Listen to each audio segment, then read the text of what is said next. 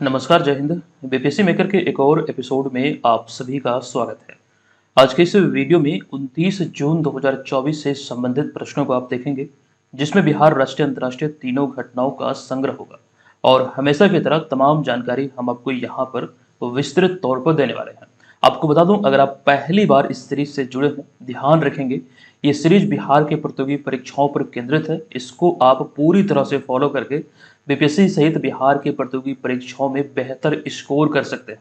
साथ ही आप इस बात का भी ध्यान रखेंगे, इससे पहले जो क्लासेस हमने दिए हैं वो आपको जरूर देखना है। स्पेशली जो मंथली बिहार करंट अफेयर्स का संग्रह आपको दिया गया है, मंथली करंट अफेयर्स सेक्शन में आपको मिल जाएगा, आप वहां पर जाके जरूर देखिएगा, जो कि बहुत हेल्पफुल आपके लिए होने वाली है। यहाँ पर हम आगे चलेंगे। पिछले वीडियो में हमने एक प्रश्न आपसे पूछा था, सबसे पहले हम उस प्रश्न को देख लेते हैं। तो ये प्रश्न था कि अंतरराष्ट्रीय खगोलीय संघ ने किस ग्रह पर खोजे गए दो नए गड्ढों, जिसे कि क्रेटर कहा जाता है, तो इसका नाम उत्तर प्रदेश और बिहार के दो छोटे शहरों के नाम पर रखने की मंजूरी दी है। अच्छा, इसको लेकर विस्तृत जानकारी हमने आपको दिया है और ये प्रबल संभावना है कि आने वाले समय में बिहार की किसी भी एग्जाम में यहाँ से प्रश्न अराइज हो सकता है। डिटेल जानकारी आपको पिछले वीडियो में मिल जाएगा। इसका जो राइट आंसर था ये था मंगल ग्रह, जिसे कि लाल ग्रह भी कहा जाता है। तो विकल्प नंबर सी यहाँ पर इस प्रश्न का राइट आंसर होगा। चलिए, अब यहाँ पर हम चलते हैं आज के इस वीडियो के पहले प्रश्न पे। ये पहला प्रश्न है कि मुख्यमंत्री नीतीश कुमार ने 27 जून 2024 को बिहार के किस जिले के वाल्मीकि नगर में अंतर्राष्ट्रीय कन्वेंशन सेंटर और अतिथि परिषद का उद्घाटन किया है। देखिए, यहाँ पर एक हिंट है, एक जगह का मतलब एक जगह के नाम को इस्तेमाल किया गया है, वाल्मीकि नगर। और वाल्मीकि नगर आप लोग जानते हैं बिहार के पश्चिमी चंपारण जिले में है, अर्थात विकल्प नंबर डी यहाँ पर इस प्रश्न का राइट आंसर हो जाएगा। देखिए, इसमें पहला पॉइंट है कि हाल ही में 27 जून 2024 को मुख्यमंत्री नीतीश कुमार ने पश्चिमी चंपारण जिले के वाल्मीकि नगर में 106 करोड़ रुपए की लागत से निर्मित इंटरनेशनल कन्वेंशन सेंटर और अतिथि परिषद का लोकार्पण किया है। अच्छा, 106 करोड़ रुपए की लागत की जो बात हो रही है, कई जगहों पर ये आपको 120 करोड़ दिखेगा। ठीक है। अच्छा, यहाँ पर अगला पॉइंट है, उन्होंने इस अंतर्राष्ट्रीय कन्वेंशन सेंटर का जो शिलान्यास था ये 6 मई 2022 को किया था। अच्छा, यहाँ पर आपको यही वाला ध्यान रखना है, 106 करोड़ अगर एग्जाम में प्रश्न अराइज होता है, हालांकि ये उतना इंपॉर्टेंट नहीं होते हैं कि इतनी लागत आई है, लेकिन फिर भी ये ध्यान रखिए, अगर आपसे पूछा जाएगा तो यही आंसर कीजिएगा, 106 करोड़। अच्छा, यहाँ पर हम बात कर रहे थे इसका शिलान्यास कब हुआ था, तो 6 मई 2022 को कह सकते हैं नीतीश कुमार के हाथों ही इसका शिलान्यास हुआ था, जो आप यहाँ पर इस तस्वीर में देख रहे हैं, जिसका अभी हाल ही में उद्घाटन हुआ है। अच्छा, इसके अतिरिक्त उन्होंने कन्वेंशन सेंटर परिसर में महर्षि वाल्मीकि की एक प्रतिमा का भी अनावरण किया है। अब यहाँ पर हम आगे बढ़ेंगे, कुछ अतिरिक्त इंपॉर्टेंट जो जानकारी है जो एग्जाम पर्पज से बहुत ही इंपॉर्टेंट है, ध्यान से देखिएगा। देखिए, क्षेत्रफल की दृष्टि से पश्चिमी चंपारण बिहार का सबसे बड़ा जिला है, ये ध्यान रखिए। अगर आपसे पूछा जाए कि बिहार में कितने जिले हैं, तो 38 जिले हैं और क्षेत्रफल के दृष्टिकोण से सबसे बड़ा जिला है पश्चिमी चंपारण। अच्छा, वर्तमान में बिहार का पहला और एकमात्र टाइगर रिजर्व पश्चिमी चंपारण जिले के वाल्मीकि नगर में है और नवीनतम रिपोर्ट के अनुसार वाल्मीकि नगर टाइगर रिजर्व यानी कि वीटीआर में बाघों की जो संख्या ये है 54 यानी कि 54। अच्छा, यहाँ पर बात हुई टाइगर रिजर्व की, तो पूरे भारत में इस समय टाइगर रिजर्व की संख्या है 55 यानी कि 55। अच्छा, यहाँ पर अगले स्लाइड में कुछ अतिरिक्त जानकारी आपके समक्ष है जो कि बहुत ही इंपॉर्टेंट है। देखिए, अभी हाल ही में जो आकलन हुए हैं पूरे भारत में बाघों की संख्या को लेकर, ये डेटा बहुत इंपॉर्टेंट आपके लिए हो सकता है, क्योंकि ये सारी चीजें पहले भी एग्जाम में पूछी गई है। तो पूरे भारत में जो सबसे अधिक बाघों की संख्या है 3682, ये आपको ध्यान रखना है। वहीं पर इसमें अगर हम राज्यों के संदर्भ में बात करें तो सबसे अधिक मध्य प्रदेश में है 785। अच्छा, ये जो रिपोर्ट है ये जुलाई 2023 का है, ये यहाँ पर आप लोग ध्यान रखिए, कब का, तो जुलाई 2023 का। और वहीं पर हिम तेंदुआ की संख्या को लेकर जो बातें निकल कर सामने आई थी, जो रिपोर्ट कहती है ये 718 हिम तेंदुआ भारत में है और इसमें सबसे अधिक है लद्दाख में 477। और ये रिपोर्ट की बात करें तो ये फरवरी 2024 में आई है, ये यहाँ पर ध्यान रखिए, फरवरी 2024 की हालिया रिपोर्ट है। इसके अतिरिक्त तेंदुए की बात करें तो 13,874 इसकी संख्या है, ये सर्वाधिक मध्य प्रदेश में है 3,907, ये भी हाल ही में 2024 में ही आई है। अच्छा, वहीं पर अगला हमारा है गोल्डन यानी कि सुनहरे लंगूर। इसकी संख्या बतलाई गई 7,396, सर्वाधिक असम में है और ये मार्च 2024 का है। तो ये चीज़ें ध्यान आप लोग रखिएगा, इस तरह की बातें एग्जाम में पूछी जाती है। अच्छा, ये वाला प्रश्न एग्जाम में ऑलरेडी पूछा गया, प्रोजेक्ट टाइगर की शुरुआत कब हुई थी? तो प्रोजेक्ट टाइगर की शुरुआत हुई थी 1 अप्रैल 1973 को। तत्कालीन प्रधानमंत्री थी इंदिरा गांधी। ये आपको ध्यान रखना ही रखना है। इसके अतिरिक्त बात अगर प्रोजेक्ट चीता की हो तो 17 सितंबर 2022 को नरेंद्र मोदी ने अपने जन्मदिन के अवसर पर ये प्रोजेक्ट चीता की शुरुआत किया था। तो ये यहाँ पर दोनों को ध्यान रखना है। प्रोजेक्ट टाइगर से ऑलरेडी प्रश्न पूछा जा चुका है। चलिए, अब यहाँ पर हम आगे चलते हैं। देखिए, अभी हम बात कर रहे थे इस प्रश्न में उद्घाटन की, जो अभी हाल ही में यहाँ पर वाल्मीकि नगर में अंतर्राष्ट्रीय कन्वेंशन सेंटर और इसके अतिरिक्त अतिथि परिषद का जो उद्घाटन हुआ है। तो ऐसे में अभी 2024 में इसके अतिरिक्त और भी कई सारे उद्घाटन हुए हैं। तो उनमें जो इम्पोर्टेंट है वो यहाँ पर आपके समक्ष है। हालांकि इसमें एक 2023 वाला भी है, बापू परीक्षा परिसर, जो कि कुम्हरार पटना में है। ये आपको सिर्फ ध्यान नहीं रखना कि पटना में है, बल्कि एग्जैक्ट जो प्लेस है कुम्हरार, ये आपको ध्यान रखना है। तो इसका उद्घाटन 23 अगस्त 2023 को नीतीश कुमार के द्वारा किया गया था। इसके अतिरिक्त बापू टावर, जो कि गर्दनी बाग पटना में, इसका उद्घाटन 4 फरवरी 2024 को नीतीश कुमार के द्वारा किया गया। ये दोनों में आप कंफ्यूज थोड़ा सा कर सकते हैं, तो ध्यान आप लोग रखिएगा कैसे आपको इसको याद रखना है। ठीक है। उसके बाद यहाँ पर अगला है स्टेच्यू ऑफ सोशल जस्टिस।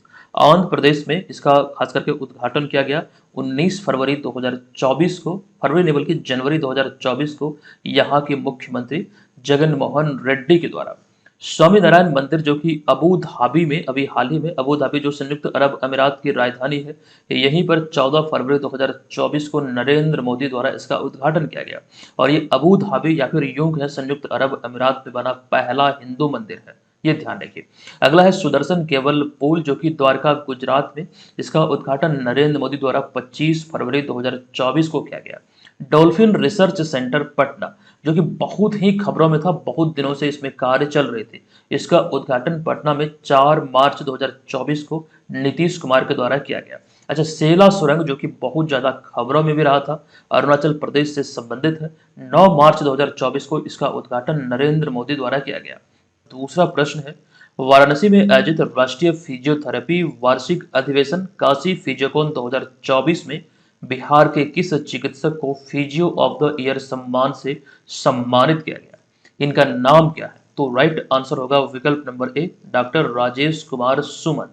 आपको यहाँ पर इसको लेकर जानकारी दे दूं कि बनारस हिंदू विश्वविद्यालय यानी कि बीएचयू वाराणसी में आयोजित राष्ट्रीय फिजियोथेरेपी वार्षिक अधिवेशन काशी फिजियोकॉन 2024 में सीतामढ़ी जिले के प्रसिद्ध फिजियो चिकित्सक डॉक्टर राजेश कुमार सुमन को फिजियो ऑफ द ईयर सम्मान से सम्मानित किया गया। अच्छा, यहाँ पर आप लोग ये ध्यान रखेंगे, ये जो सम्मान मिला है ये वर्ष 2024 को लेकर मिला है, जो आप यहाँ पर तस्वीर में देख रहे हैं। तो फिलहाल यहाँ पर इतना ही है, जो सम्मान से संबंधित ये बातें हो रही थी। ये जो खास करके जो आयोजन था ये काशी फिजियोकॉन 2024 का, ये वाराणसी में हुआ था, और ये चीजें यहाँ पर ध्यान रखिए।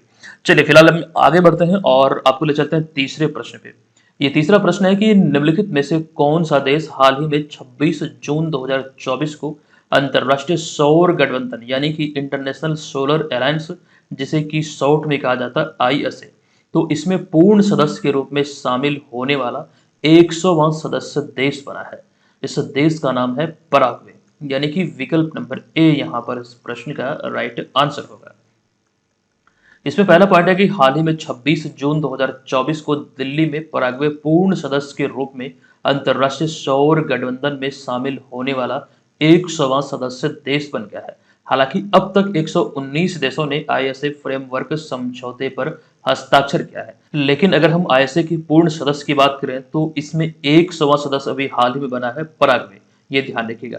आईएसए की बात करें तो इसको लेकर डिटेल इंफॉर्मेशन पहले भी हमने आपको दिया है, इसे ध्यान से समझिएगा कि आईएसए जो है यानी कि इंटरनेशनल सोलर अलायंस जो है, ये भारत सरकार का एक पहल है और भारत और फ्रांस के नेतृत्व में इसकी स्थापना 30 नवंबर 2015 को फ्रांस में किया गया था। हालांकि इसका जो मुख्यालय है ये वर्तमान में गुरुग्राम हरियाणा भारत में है। फ्रांस का इसमें बहुत योगदान है इसकी शुरुआत में। हालांकि ये जो पहल है ये भारत का पहल है और इसमें फ्रांस ने सहयोग किया है। अच्छा, इसके उद्देश्य की हम बात करें, ये बहुत इंपॉर्टेंट आपके लिए हो सकता है। देखिए, जीवाश्म ईंधन जैसे कि ऊर्जा के जो गैर नवीनकरणीय स्रोत है, इस पर निर्भरता को कम करना है। जैसे कि इन स्रोतों में बात करें, कोयला, कच्चा तेल, प्राकृतिक गैस, यूरेनियम आदि पर जो निर्भरता है उसे कम करना। जैसे कि यहाँ पर ये नाम से भी आप परिचित हो सकते हैं, ISA यानी कि इंटरनेशनल सोलर अलायंस, यानी कि यहाँ पर सौर ऊर्जा से संबंधित बातें हो रही है। ये यहाँ पर आपको ध्यान रखना है।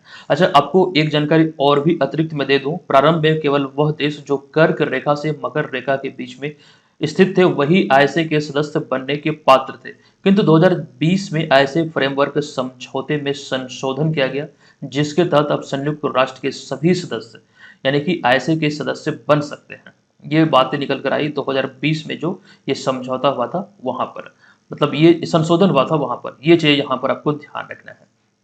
अब यहाँ पर हमारा चौथा प्रश्न है कि किस देश के प्रधानमंत्री मार्क रूट 1 अक्टूबर 2024 को दुनिया के सबसे बड़े सैन्य संगठन नाटो के सेक्रेटरी जनरल यानी कि महासचिव नियुक्त होंगे?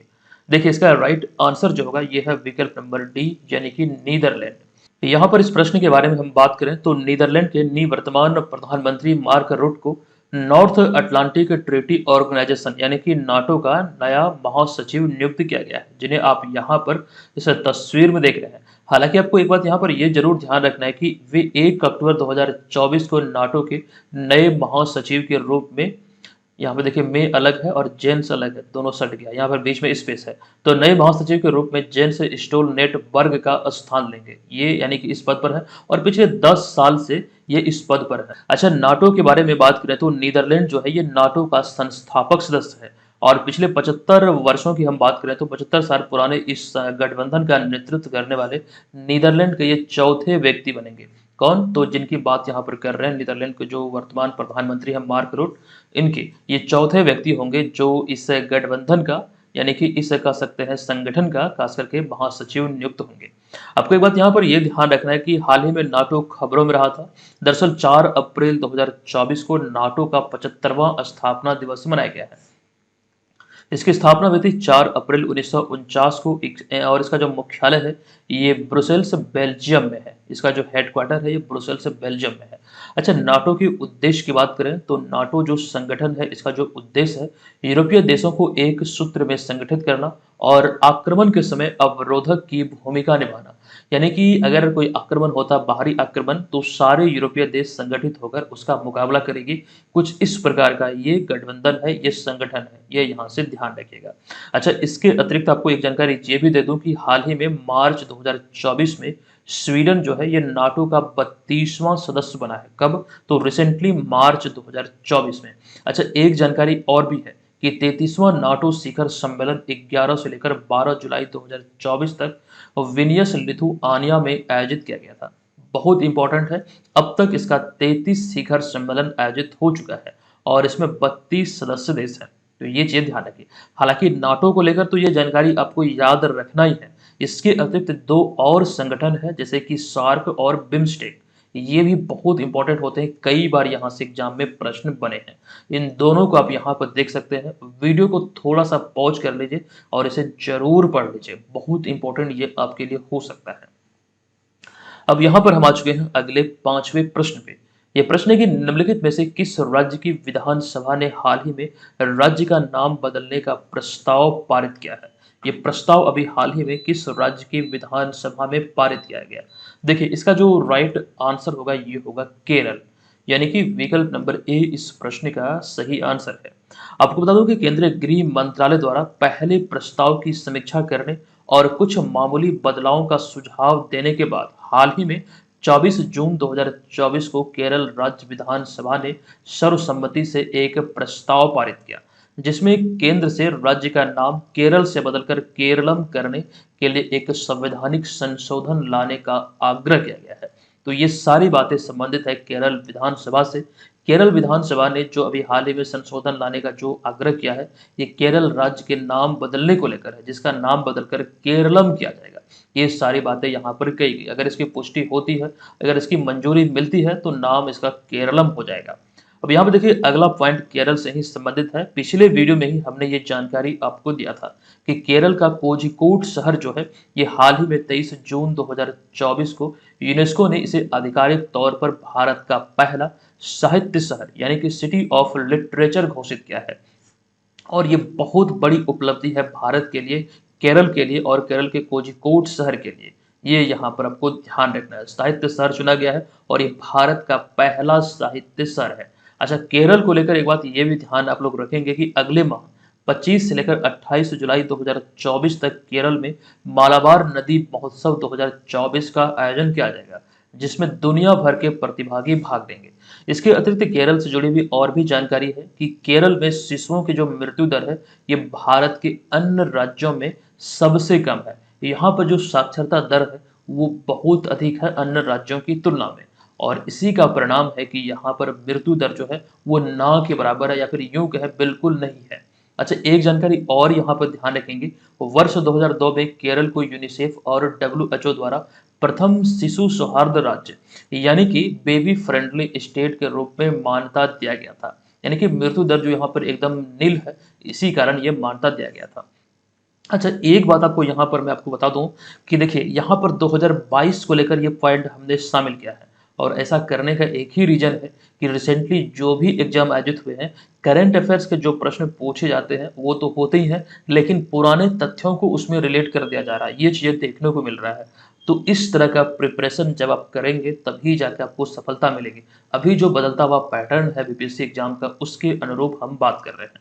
तो हमारा यही प्रयास रहता है कि चीजें आपको बेहतर मिले, और इस दिशा में हम आपके लिए पिछले 4 साल से कार्यरत हैं। ये चीज ध्यान रखिएगा, और आप लोग भी अपनी पढ़ाई की जो तौर तरीके हैं, जो स्ट्रेटजी है, उसमें बदलाव कीजिए। पारंपरिक तरीके से जो पहले से पढ़ते आ रहे हैं अब वैसा नहीं होगा।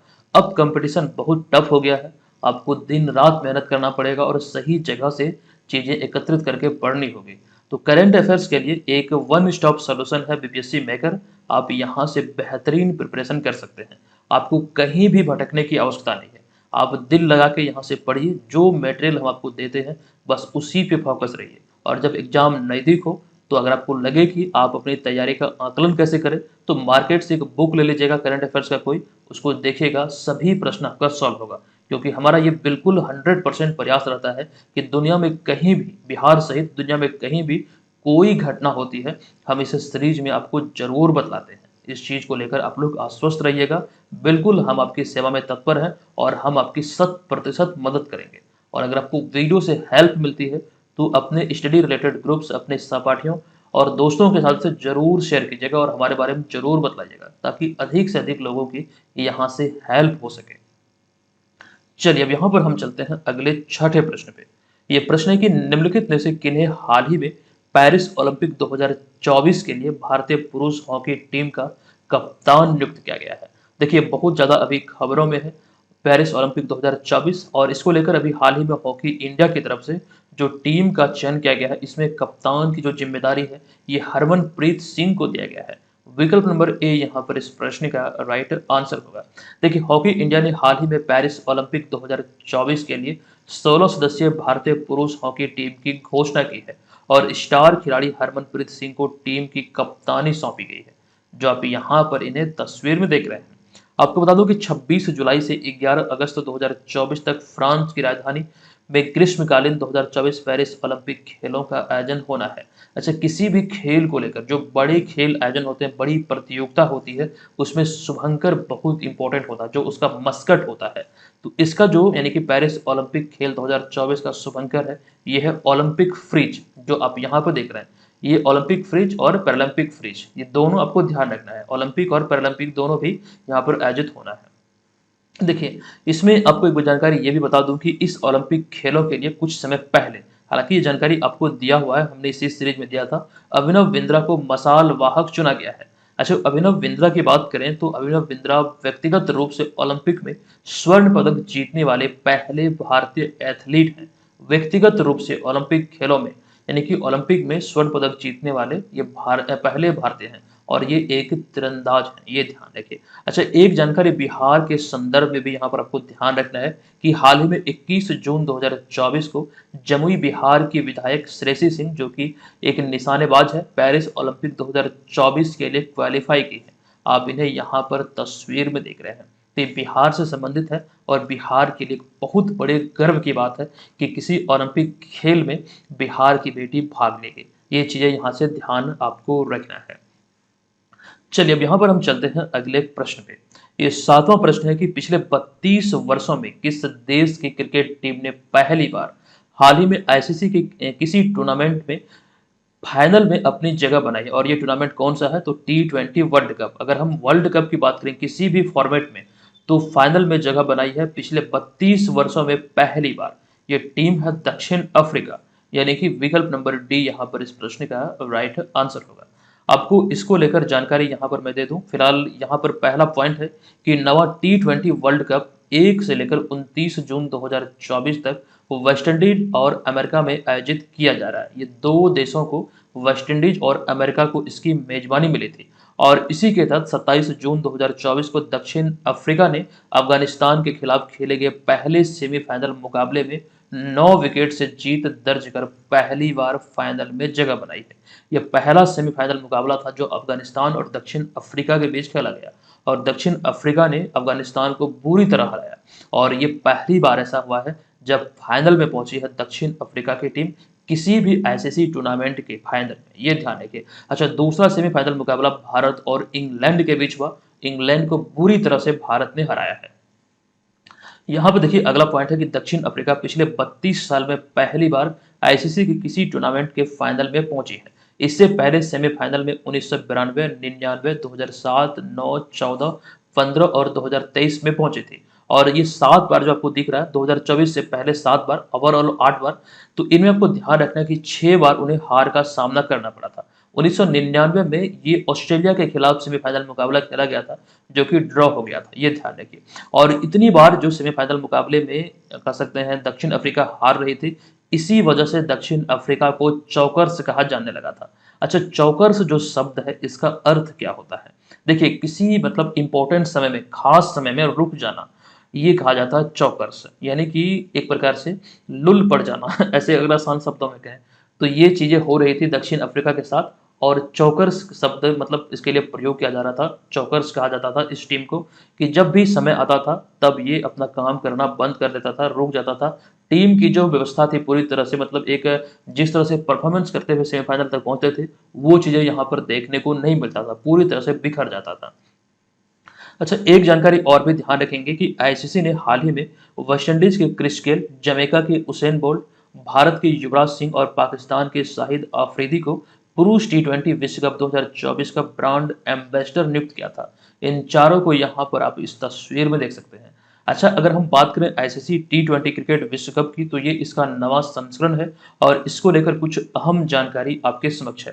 देखिए, यहाँ पर यह पहली बार है जब अमेरिका को किसी आईसीसी इवेंट की मेजबानी मिली है और इस प्रकार अमेरिका T20 वर्ल्ड कप की मेजबानी करने वाला दूसरा एसोसिएट सदस्य राष्ट्र बन गया है। अच्छा, इससे पहले 2021 का T20 वर्ल्ड कप एसोसिएट देश यूएई यानी कि संयुक्त अरब अमीरात में खेला गया था। अच्छा, एसोसिएट देश किसे कहा जाता है?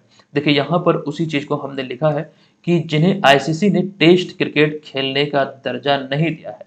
आईसीसी जो कि क्रिकेट की एक सर्वोच्च संस्था है और एक बात यहाँ पर यह भी ध्यान रखें, जो टेस्ट क्रिकेट की हम बात कर रहे हैं तो आईसीसी में जो अभी 3 फॉर्मेट में क्रिकेट हो रहा है, एक तो सबसे छोटा फॉर्मेट है T20, फिर आता है वनडे और फिर आता है टेस्ट। तो यही टेस्ट क्रिकेट खेलने का दर्जा जिन देशों के पास नहीं है उसे ही कहा जाता है एसोसिएट नेशन, एसोसिएट राष्ट्र। अच्छा, एक बात और, 3 देश जिनमें कि कनाडा, युगांडा और अमेरिका पहली बार T20 वर्ल्ड कप में भाग लिया है। यहाँ पर क्रिकेट और अमेरिका की बात हो रही है तो इसी संदर्भ में एक पॉइंट हमने अतिरिक्त आपके समक्ष रखा है कि अमेरिका 2028 में ओलंपिक की मेजबानी करेगा जिसमें क्रिकेट को भी शामिल किया गया है। इन सबके अतिरिक्त कुछ जानकारी और भी है, वो देख लेते हैं। देखिए, यहाँ पर हम पहले बात कर रहे हैं जो घोषणा हुई है महिला T20 क्रिकेट विश्व कप को लेकर। इसका जो आयोजन है ये 3 से लेकर 20 अक्टूबर 2024 तक बांग्लादेश की मेजबानी में होना है और पुरुष T20 वर्ल्ड कप जो आयोजित हुआ है ये 1 से लेकर 29 जून 2024 तक वेस्टइंडीज और अमेरिका की मेजबानी में। अच्छा, इस वर्ल्ड कप की हम बात करें यानी कि T20 वर्ल्ड कप की, तो पहली बार 2007 में दक्षिण अफ्रीका में खेला गया था। भारत अपना पड़ोसी देश पाकिस्तान को हराकर चैंपियन बना था। भारत अब तक बात करें तो एक ही बार इस खिताब को अपने नाम किया 2007 में, और पाकिस्तान भी एक बार, इंग्लैंड 2 बार, वेस्टइंडीज 2 बार, श्रीलंका एक बार, ऑस्ट्रेलिया एक बार। जो T20 वर्ल्ड कप की जो खास करके सफल टीम है, ये इंग्लैंड और वेस्टइंडीज है, जो 2 बार इस खिताब को अपने नाम किया है। अच्छा, यहाँ पर ये ध्यान दीजिएगा, हमने ये ब्रांड एम्बेसडर को लेकर जानकारी दे दिया है।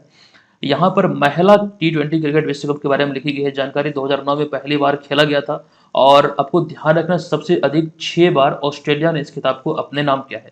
इंग्लैंड ने एक बार 2009 में, और वेस्टइंडीज ने एक बार 2016 में इस खिताब को अपने नाम किया है। अच्छा, पुरुष T20 वर्ल्ड कप 2024 का आधिकारिक गान आउट ऑफ दिस वर्ल्ड जारी किया गया था। इसे ग्रैमी पुरस्कार विजेता सीन पॉल, जो कि जमैका के हैं, और सोका स्टार सुपरस्टार केस के द्वारा इसे तैयार किया गया था। ये आपको ध्यान रखना है, ये चीजें एग्जाम पर्पज से इंपॉर्टेंट होती है। अच्छा, कभी कभी मैं ये भी सोचता हूँ कि जब इतनी जानकारी मैं आपको विस्तृत तौर पर देने लगता हूँ, तो बहुत लोग इरिटेट होने लगते होंगे कि सर एक ही प्रश्न में इतना सारा जानकारी आप लोग दे देते हैं। आप लोग बताइएगा, क्या इस तरह की स्ट्रेटजी आप लोगों को पसंद आती है? ये चीजें विस्तृत तौर पर आपको बतलाया जाए, जो लोग एक बार देख लें तो उनका दोबारा से भी रिवीजन हो जाता है। करंट अफेयर्स में तो यही बातें हैं, जितना आप रिवीजन करेंगे उतना बेहतर आप स्कोर कर पाएंगे एग्जाम में। चलिए आगे चलते हैं। अगला 8वां प्रश्न है कि निम्नलिखित में से कौन पैरा बैडमिंटन खिलाड़ी नवीनतम BWF para badminton world ranking में दुनिया के नंबर 1 खिलाड़ी बने हैं? नवीनतम रैंकिंग के आधार पर दुनिया के नंबर 1 खिलाड़ी जो बने हैं पैरा बैडमिंटन की हम बात करें, तो सुहास एल यथिराज, जो कि उत्तर प्रदेश के हैं। और विकल्प नंबर सी यहाँ पर इस प्रश्न का राइट आंसर होगा। देखिए, हालिया जारी BWF para badminton world ranking में भारत के पैरा बैडमिंटन खिलाड़ी सुहास एल यथिराज दुनिया के नंबर 1 खिलाड़ी बने हैं। उन्होंने फ्रांस के लुकास माजूर को पछाड़कर यह उपलब्धि हासिल की है। आप इन्हें सुहास यथिराज को यहाँ पर इस तस्वीर में देख रहे हैं।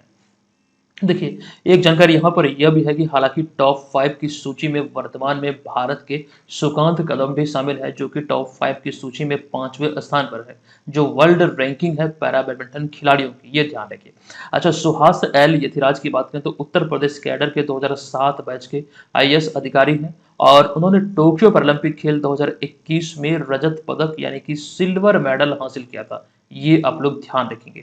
अच्छा, वे पैरालंपिक पदक और अर्जुन पदक जीतने वाले एकमात्र या फिर भारत के एकमात्र IAS अधिकारी हैं। अच्छा, अर्जुन पुरस्कार उन्हें मिला था 2001 में, ये 2021 में आप इन्हें यहाँ पर देख रहे हैं, जो राष्ट्रपति रामनाथ कोविंद द्वारा इन्हें सम्मानित किया गया था। ये बातें इंपॉर्टेंट हो जाती है। अच्छा, एक जानकारी और है कि उन्हें 2016 में उत्तर प्रदेश के सर्वोच्च नागरिक सम्मान यश भारती से सम्मानित किया गया था। ये आप लोग जरूर ध्यान रखिएगा, ये 2016 में इन्हें सम्मानित किया गया था। और एक जरूरी बात यहाँ पर यह भी है कि उत्तर प्रदेश का जो सर्वोच्च नागरिक सम्मान क्या है, तो यह है यश भारती सम्मान। तो फिलहाल यहाँ पर इतनी सारी बातें आपको ध्यान रखना है। चलिए, नवा प्रश्न है कि कोयला मंत्रालय ने निम्नलिखित में से कहा हाल ही में भूमिगत कोयला गैसीकरण के लिए भारत की पहली पायलट परियोजना शुरू की है? यह पायलट परियोजना के तौर पर शुरू किया गया है, और इसकी शुरुआत अभी हाल ही में किया गया है झारखंड में। अब ये झारखंड में कहाँ किया गया है? अगर आप लोग कहीं पढ़े होंगे झारखंड में किया गया है, जब इस तरह का विकल्प देखेंगे कंफ्यूज कर जाएंगे, तो एग्जैक्ट विकल्प जो जगह है वो ध्यान रखिए। तो ये स्थान है जामताड़ा, जो कि जामताड़ा झारखंड में अभी हाल ही में ये कह सकते हैं भूमिगत कोयला गैसीकरण के लिए भारत की पहली पायलट परियोजना की शुरुआत की है। अच्छा, कोयला की बात करें तो कोयला 4 प्रकार की होती है, एंथ्रासाइट, बिटुमिनस, लिग्नाइट, पीट। और यहाँ से आपकी बीपीएससी एग्जाम में प्रश्न पूछा गया है। आप लोग प्रीवियस वर्षों का प्रश्न पत्र जब देखते होंगे तो आपको ये चीजें मालूम होती है। अच्छा, BM ऑनलाइन लर्निंग ऐप पर प्रीवियस पेपर आपको मिल जाएगा। एक तो हमने इसका PDF फाइल भी आपके लिए उपलब्ध कराया है, और साथ ही साथ प्रीवियस प्रश्न पत्र का ऑनलाइन टेस्ट भी वहां पर उपलब्ध कराया है। आप वहां पर जाके इसका भरपूर लाभ उठा सकते हैं। अच्छा, इसके अतिरिक्त एक अहम जानकारी आपको ये दे दूं, अभी रिसेंटली ये घोषणा हुई है, जो खास करके 70वीं बीपीएससी एग्जाम आपका 30 सितंबर 2024 को आयोजित होगा। इसको लेकर 1 जुलाई 2024 से लाइव टेस्ट सीरीज की शुरुआत हो रही है। इस लाइव टेस्ट सीरीज में आप लोग पार्टिसिपेट कीजिए, और निश्चित तौर पर आप हजारों विद्यार्थियों के बीच अपनी तैयारी का मूल्यांकन कर पाएंगे। ये एक आपके पास सुनहरा अवसर है, इसे गवाइए मत, और सही समय रहते हुए आप इसके परीक्षण में लग जाइए, क्योंकि आप समय रहते आप ये जान पाएंगे कि तैयारी की स्तर कैसी है और किस प्रकार से उसे बेहतर बनाया जा सकता है, क्योंकि ये गोल्डन पीरियड फिर दोबारा वापस नहीं आएगा। ठीक है, तो इसमें आपको ध्यान रखना है कि एक नॉमिनल सा चार्ज पर आप इसे ज्वाइन कर सकते हैं। चलिए अब यहाँ पर हमारा अगला 10वां प्रश्न है कि भारत सरकार के किस मंत्रालय ने हाल ही में राष्ट्रीय डायरिया रोको अभियान 2024 शुरू किया है? तो राइट आंसर होगा स्वास्थ्य और परिवार कल्याण मंत्रालय के द्वारा अभी हाल ही में इसकी शुरुआत किया गया है।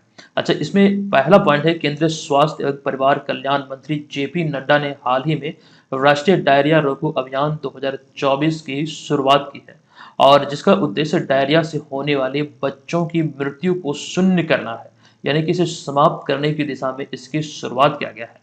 2 महीने तक चलने वाले इस अभियान को 2 चरणों में लागू किया जाएगा। पहला चरण 24 जून से लेकर 30 जून तक ये प्रारंभिक चरण और 1 जुलाई से लेकर 31 अगस्त 2024 तक इसका अभियान चरण होगा और इस अभियान को लेकर एक नारा भी दिया गया है, डायरिया की रोकथाम, सफाई और ओआरएस से रखें अपना ध्यान। ये इसका नारा दिया गया है जो यहाँ पर आप लोग ध्यान रखेंगे।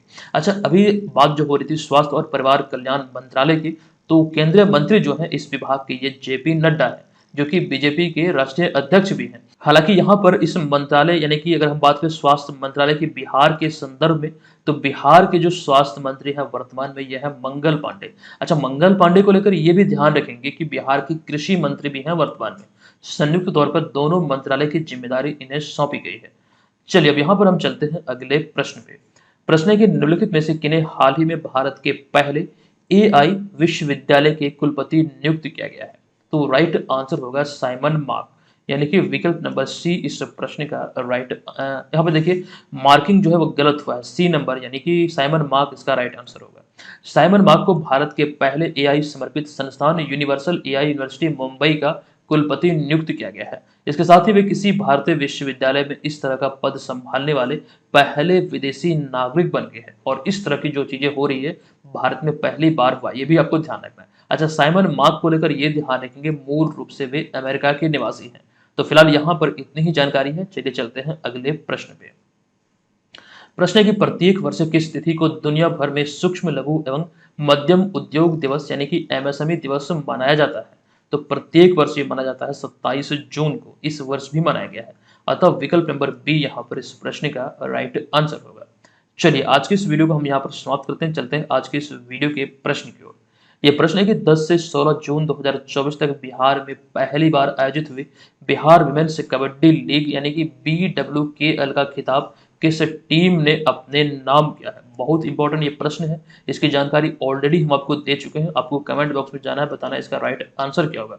अच्छा, सभी लोगों को बता दूं जो पहली बार यहाँ पर विजिट किए हैं, तमाम जो करंट अफेयर्स के नोट्स हैं आप सभी इसी कोर्स के माध्यम से प्राप्त करेंगे। इसके लिए आप BM ऑनलाइन लर्निंग ऐप को प्ले स्टोर से डाउनलोड कर लीजिए, इस कोर्स को परचेज कर लीजिए। आपके समक्ष यहाँ पर पैकेज ऑप्शन दिख रहा है, जो भी आप लेंगे आपको यहाँ पर एक बेनिफिट यह है कि 2023 से अब तक का पिछला सारा आपको फ्री में मिल जाएगा और जिस तिथि से आप ज्वाइन करेंगे, तो अगर 1 साल का प्लान लेते हैं तो अगले 1 साल तक मटेरियल मिलता रहेगा। तो आप लोग इसे प्ले स्टोर से डाउनलोड कीजिए और वहीं से ले सकते हैं। चलिए मिलते हैं आपसे नेक्स्ट वीडियो में और ये तिथि जरूर ध्यान रखिएगा, लाइव टेस्ट की शुरुआत हो रही 1 जुलाई 2024 से। पहला टेस्ट पेपर सभी के लिए निःशुल्क रहेगा, सभी के लिए फ्री है। आप इस कोर्स के माध्यम से इसको ज्वाइन कर सकते हैं। मिलते हैं आपसे नेक्स्ट वीडियो में, तब तक के लिए धन्यवाद। जय हिंद।